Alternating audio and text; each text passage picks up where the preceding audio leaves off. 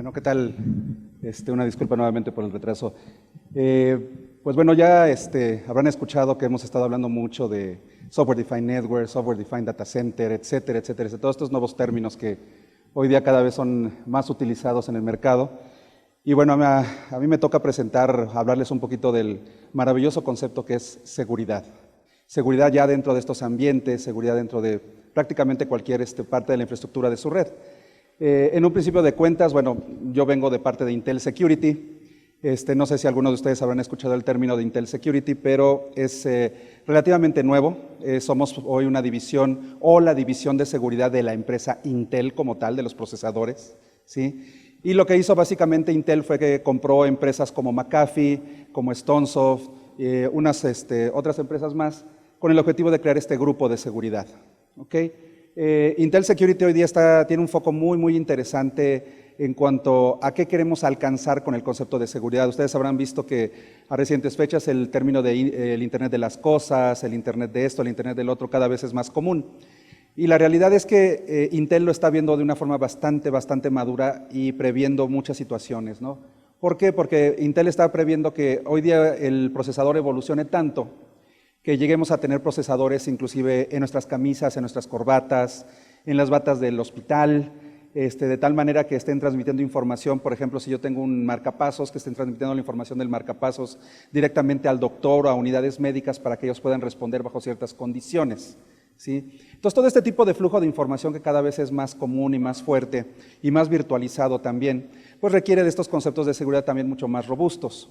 Entonces, Intel se está enfocando a ese tipo de cosas, no solamente entregar la tecnología como tal que nos permita hacer ese tipo de integración y de flujo de información, sino también proteger esa información para que no pueda ser alterada y no pueda ser modificada, ¿no? Hoy día hablamos de miles, posiblemente de unidades de computadoras, de teléfonos, etcétera, etcétera, de unos cuantos millones en algunos casos, si lo podemos decir así. Ellos están catalogando que en un futuro no muy lejano estos números van a crecer a billones en un solo país, donde no solamente vamos a estar peleándonos con una tablet, sino también, obviamente, con sensores ya implícitos en los procesadores. Uno de los principales problemas que hoy día existen dentro de la seguridad como tal es precisamente nosotros como administradores. ¿Cuál es el problema que hoy día están detectando los administradores? Bueno, cada vez están más involucrados en estos procesos, cada vez escuchan más que hay problemas, que les roban información, que a las empresas que han invertido muchísimo dinero como Target, como Philips Neumann, como muchas empresas internacionales que están invirtiendo millones y millones de dólares en seguridad, siguen siendo hackeados, siguen siendo vulnerados de alguna u otra forma. Entonces, viendo esto, pues obviamente también estamos viendo que hay una racha bastante fuerte de no tener la capacidad real de escoger cuál es la solución adecuada para protegerme yo eficientemente. Y no es un proceso como tal de escoger una buena o una mala solución, porque hay muchas marcas, hay muchos fabricantes, todos tenemos soluciones de distintos tipos. Pero de aquí tenemos que regresar a un concepto que hace algunos 8 o 10 años inclusive estuvo muy en boga en el medio de la informática, que es el concepto de colaboración. ¿Okay? Entonces, hoy día debemos de tomar en cuenta que la seguridad también debe ser colaborativa entre ella misma. ¿Qué significa esto? Bueno, yo como administrador cada vez tengo más retos para localizar, para descubrir, para remediar, inclusive para ser más proactivo en la seguridad dentro de mi organización, ¿sí? En la lámina, bueno, hay porcentajes entre el tiempo que posiblemente yo me podría ocupar en detectar falsos positivos, en dar una respuesta eficiente, en buscar, no sé, quién lo hizo, quién no lo hizo, si tengo o no tengo a lo mejor un directorio activo, por decir algo similar, o un LDAP, si no lo queremos ver tan en marco de una marca en particular. Pero todo eso lleva tiempo y hoy día cada vez es más común que las personas pierden días y semanas porque las soluciones de seguridad que implemento dentro de mi organización están aisladas, no están colaborando entre ellas, ¿sí? Y llegamos al punto simple donde obviamente todos los dispositivos tienen una dirección IP. Al tener una dirección IP, pues fácilmente son vulnerables y al ser vulnerables pueden ser hackeados. Es el término, y hoy día hablamos mucho de IPv4, comenzamos a hablar brevemente de IPv6, pero bueno, lo que venga, IPv6, IPv8, las nuevas tecnologías que salgan por aquí y por allá, van a llevarnos a un punto donde va a haber tantas cosas que analizar, que cada vez va a ser más complejo pelearse en descubrir un ataque como tal, ¿sí? Entonces, Hoy día existen inclusive ataques cada vez más avanzados, cada vez más evasivos.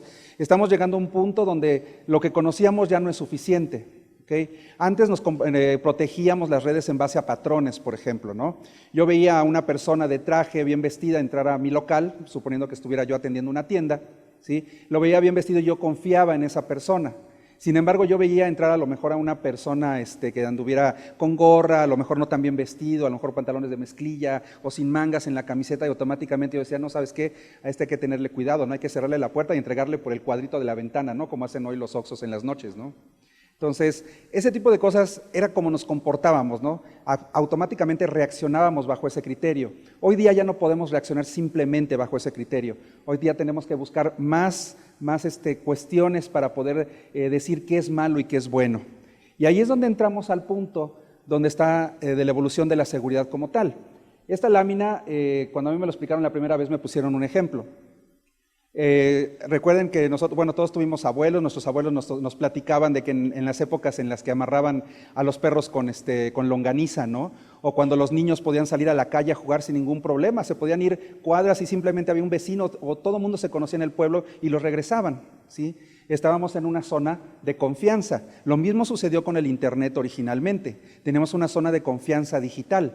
¿Por qué? Porque los sistemas estaban relativamente aislados, no había tanto flujo de información, la gente no valoraba tanto lo que se podía robar o lo que no se podía robar, etcétera, etcétera. Pero conforme fue pasando el tiempo y todo se fue digitalizando, todo comenzó a ser más compartido, entramos a una zona de desconfianza digital. ¿Okay? Ahora cada vez nos cuesta más trabajo, igual que con las vidas diarias, nos cuesta cada vez más trabajo salir a la calle, a lo mejor con la esclavita de oro, nos cuesta salir con el reloj más o menos de buena calidad, inclusive hasta salir con las computadoras hoy día nos cuesta trabajo, ¿sí? Porque hay zonas en las que caminamos y decimos, no, pues hay que cuidarse porque pues, no vaya a ser que tengamos mala suerte, etcétera, etcétera. En la parte digital existe exactamente lo mismo.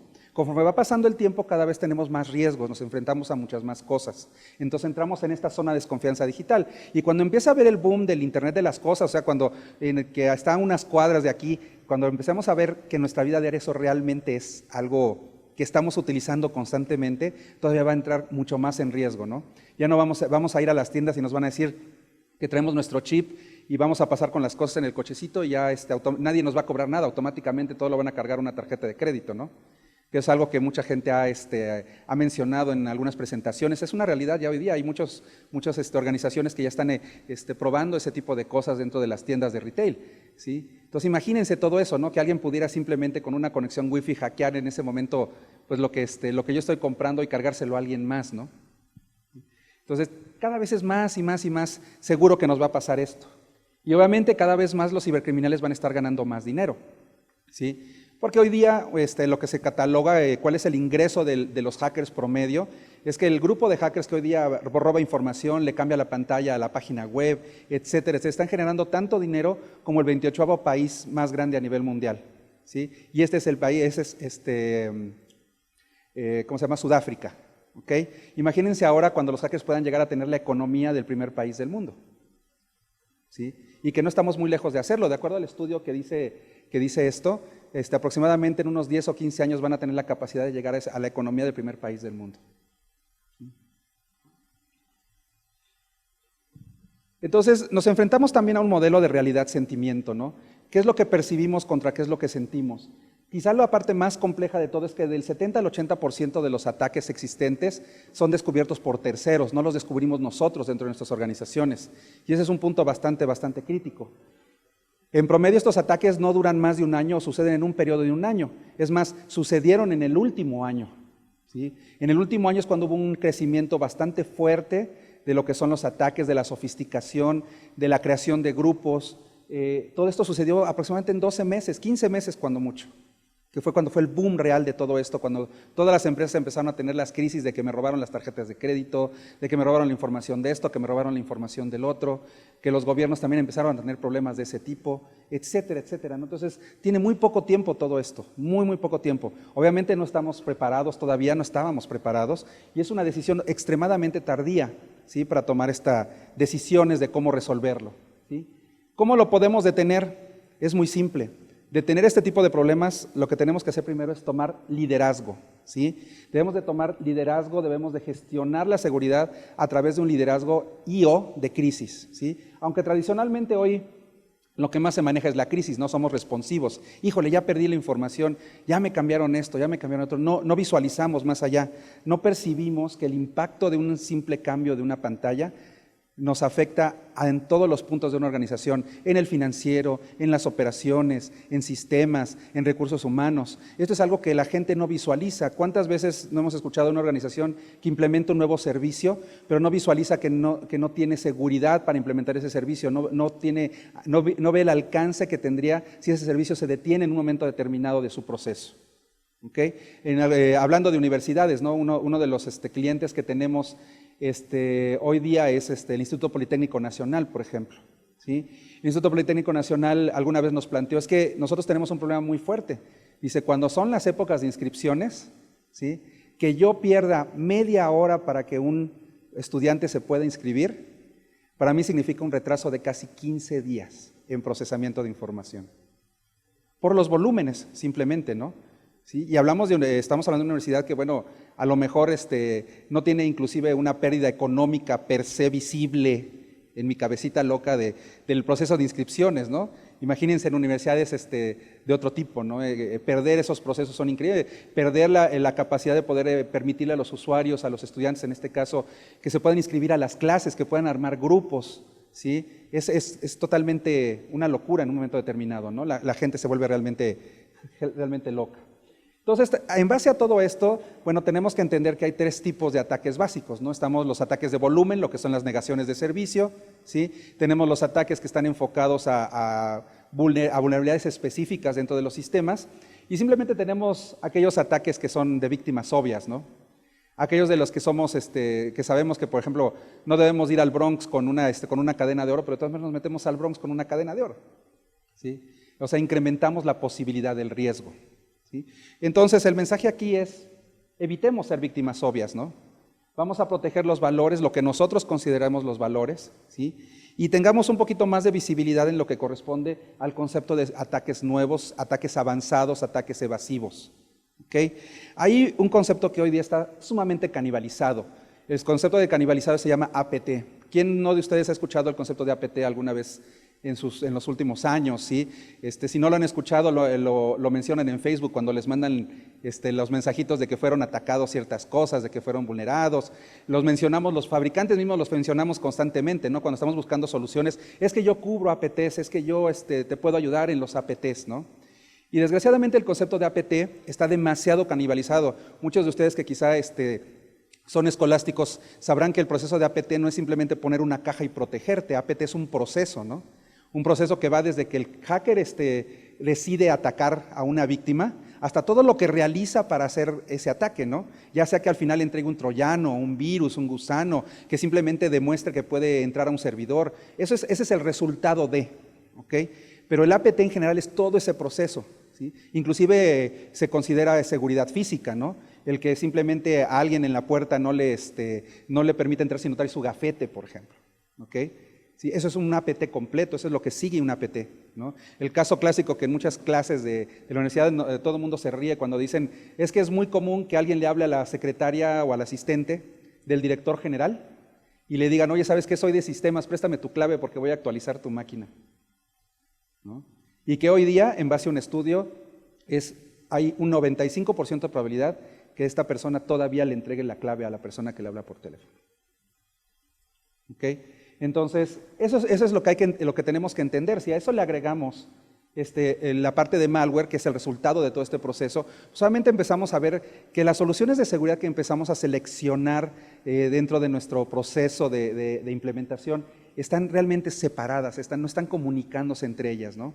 Hay cosas nuevas como el concepto de AET. AET es un término que no le presta mucha atención, significa técnicas avanzadas de evasión. Y lejos de ser un ataque, es parte de un APT. El AET simplemente es una puerta que le permite al atacante vulnerar la entrada a través de un firewall, a través de un IPS y llegar a su resultado, que es atacar a una máquina en particular o entregar un virus o entregar cosas de ese tipo. Entonces yo tengo que empezar a considerar todo este tipo de cosas, ¿no? Todo este volumen de ataques, todo lo que es inmune, todo lo que no me reportan, ¿no? Porque eso también es muy importante, todo lo que no me reportan, ¿no? Y ¿sabes qué? Intenté abrir una aplicación y se abrió y se cerró. Eso no necesariamente, hoy día no necesariamente es un problema del procesador o de la aplicación como tal. Puede ser que alguien está capturando el comportamiento de qué aplicaciones estás accesando en un momento determinado. Está coleccionando información, que es un nuevo término, ¿no? Los colectores de información. ¿Ok? Entonces, cada vez más nos enfrentamos a este nacimiento de lo desconocido, ¿no? A estos nuevos términos que constantemente están apareciendo y que muchas organizaciones están comenzando a estudiar, ¿sí? Ese es como todo, ¿no? El burro no era arisco hasta que lo hicieron a golpes, ¿no? Como decimos vulgarmente aquí en México, ¿sí? Cada vez hay más organizaciones que están haciendo análisis de cómo estos ataques están afectando a las distintas empresas en sus distintos mercados verticales, etcétera, etcétera, ¿no? Y al final hay un número bien interesante, el 76% de los profesionales de seguridad dicen que están expuestos a estas amenazas y que les preocupan demasiado porque cada vez son más una realidad. ¿Okay? Nosotros, en Intel Security, por ejemplo, ¿sí? Tenemos una base de datos que es como un servicio de nube que nosotros llamamos GTI, ¿sí? Es un servicio de nube donde almacenamos, por ejemplo, todas las muestras de ataques existentes. Es una de las bases de datos más grandes hoy día, simplemente porque, bueno, desde las épocas de McAfee, ¿cuántos clientes de antivirus, que era lo que normalmente se acostumbraba, creen que estén instalados en el mundo? Son millones, ¿no? Si a eso le agregamos todo el resto de las soluciones que la organización maneja, entre firewall, IPS, DLP, sandboxing, SIEM, etcétera, todo esto alimenta esta base de datos. Entonces, simplemente, a principios del año, ¿sí? Teníamos 400 millones de muestras de ataques con sus distintas variaciones. Y lo más interesante es que este número tuvo un crecimiento del 70% del 2014 al 2015. Y del 2015 al 2016 se espera más o menos un crecimiento similar, si no es que mayor. Entonces, cada vez debemos de estar mejor protegidos, ¿sí? ¿Por qué? Porque lo que no debemos de hacer es permitir que mejore la economía de los hackers. Debemos de voltear a ver cómo debemos evitar que los hackers sigan obteniendo estos beneficios, ¿no? Sigan creciendo, ¿sí? Tenemos que aprender a cómo combatir estas técnicas avanzadas de evasión, estas nuevas formas de penetrar nuestras redes, porque los productos por sí solos no son capaces de protegerlos hoy día, ¿sí?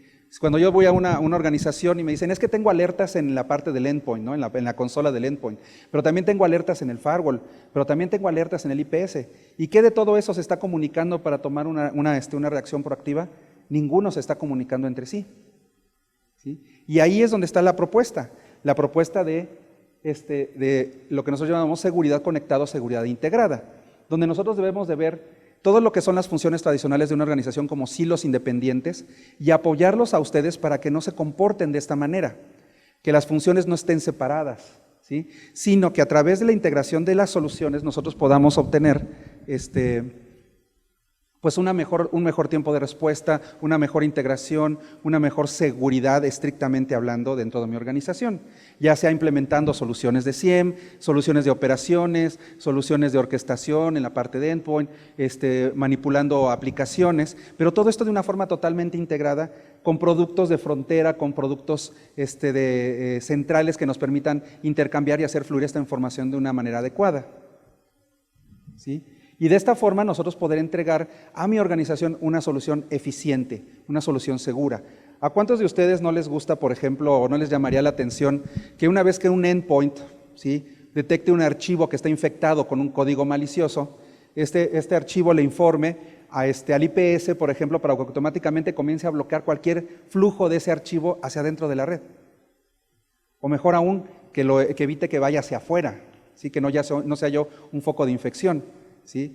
Que cuando el IPS detecte que, por ejemplo, también entró un archivo o algo malicioso, automáticamente lo envía a un sandboxing para que sea probado en mi ambiente, o lo puede enviar al antivirus para que no permita ni siquiera que se ejecute o que se pueda abrir, y de esta manera ir mitigando en todas las fases de una organización este tipo de acciones negativas. ¿Okay? ¿Sí? Entonces podemos hacer estas diferencias en cualquier organización, trabajando con visibilidad conectada, trabajando con motores que no estén basados en patrones, sino que estén basados en comportamiento, que nos permitan analizar todos y cada una de las cosas que yo estoy viendo dentro de mi red, y al último poder tomar acciones en base a estudios, a workflows, a flujos de decisión, de toma de decisión al respecto, ¿sí? Ya sea a través de herramientas de seguridad de frontera, de seguridad conectada, de seguridad en cable, ya sea a través de soluciones que inclusive permitan integrar los dispositivos de comunicaciones, como Cisco, como Juniper, como Brocade, como todas las marcas que hoy día estamos escuchando en estas conferencias, ¿sí? Y llegar a integrar inclusive soluciones de endpoint a todas las soluciones de seguridad para que todo el mundo se esté hablando. Hay un caso bien particular, hoy hay mucha gente que dice, es que yo quiero bloquear Skype, por ejemplo, ¿no? Lo quiero bloquear, Skype. Y todos nos estamos peleando entre, a ver, pongo un firewall, el firewall que bloquee, o pongo un IPS que lo bloquee, o pongo el antivirus que lo bloquee. O sea, ¿quién va a bloquear en todo este proceso, no? Oye, y que si está encriptado o si no está encriptado. Oye, que si tengo la llave o no la tengo la llave, que si es público. Oye, ¿cómo tú lo bloqueas? ¿Lo bloqueas con TLS? ¿Lo bloqueas analizando el payload? ¿Cómo lo bloqueas? ¿Sí? Imagínense que en el cliente que está inclusive generando la conexión, yo pudiera tener que mi propio endpoint sea capaz de ver cuál es el ejecutable que ese usuario en particular está utilizando para establecer la sesión con Skype, ¿sí? Se llama skype.exe, skype.com, lo que sea. Y esta información se la puede enviar al IPS o al firewall, ¿sí? Y el IPS o el firewall diga, cuando Miguelito se está conectando desde su máquina, porque además lo puedo asociar a un Active Directory, a un LDAP, etcétera. Si Miguelito está ejecutando un skype.exe, no permitas esa conexión. Pero yo ya no me estoy preocupando por si el tráfico está encriptado, no está encriptado, estoy matando de raíz el problema, ¿sí? Ese tipo de integración es a donde nosotros hoy día debemos de llegar. Ese es el objetivo que todos estamos buscando. Romper esos paradigmas de querer solucionar todo en una sola caja, que lo cual no es malo, obviamente las cajas en un punto tienen un sentido, pero poder integrar todos los procesos dentro de este camino. ¿Okay? ¿Sí? Poder hacer cosas como de ese tipo, ¿no? Poder investigar sin importar que si yo le llamé skype.exe, voy a burlar la seguridad y le voy a cambiar el nombre a outlook.exe, ¿no? Y que mi colector de información sea capaz de saber que el hash de ese ejecutable, aunque le cambies el nombre, tiene una identidad en particular, ¿sí? No importa qué le ponga, yo soy capaz de identificarlo a través del intercambio de información, ¿sí? Y estamos tan convencidos en esto que inclusive les pasaron unos papelitos por ahí para que estuvieran llenando información, porque vamos a hacer una rifa de un endpoint de nosotros entre ustedes, para que lo prueben y para que vean y comprueben qué cosas podemos hacer y hasta dónde podemos llegar con el tipo de soluciones que estamos implementando. Así que ahorita que termine les voy a pedir favor unos segundos para que podamos rifar esta licencia de endpoint y puedan probar las últimas novedades que tienen nuestras soluciones. ¿Okay? Y para terminar y para sustentar todo lo que han estado hablando mis compañeros que han estado aquí en las presentaciones anteriormente, imagínense llevar todo esto al mundo virtual, en donde yo puedo implementar este tipo de interacción también en el mundo virtualizado. Y no solamente en el virtualizado local, sino en un virtualizado que esté en una nube, que pueda ser en Amazon, que pueda ser en cualquier servicio que hoy día yo tenga implementado de SDN, de SDCC, etcétera, etcétera, etcétera. ¿Ok? ¿Sí? Y bueno, hasta aquí es mi plática. No sé si tengan alguna pregunta, algún comentario. ¿Aburrí demasiado? ¿Fui demasiado bien explicado? ¿Sí? Sí, como clientes que estamos trabajando este tipo de soluciones, bueno, está el Instituto Politécnico Nacional, estamos trabajando, por ejemplo, con la Autónoma de Nuevo León en su división de negocios, ¿sí? Estamos trabajando también con la UNAM, por ejemplo, en algunas de sus divisiones, etcétera, etcétera. Estamos llegando a implementar este tipo de esquemas.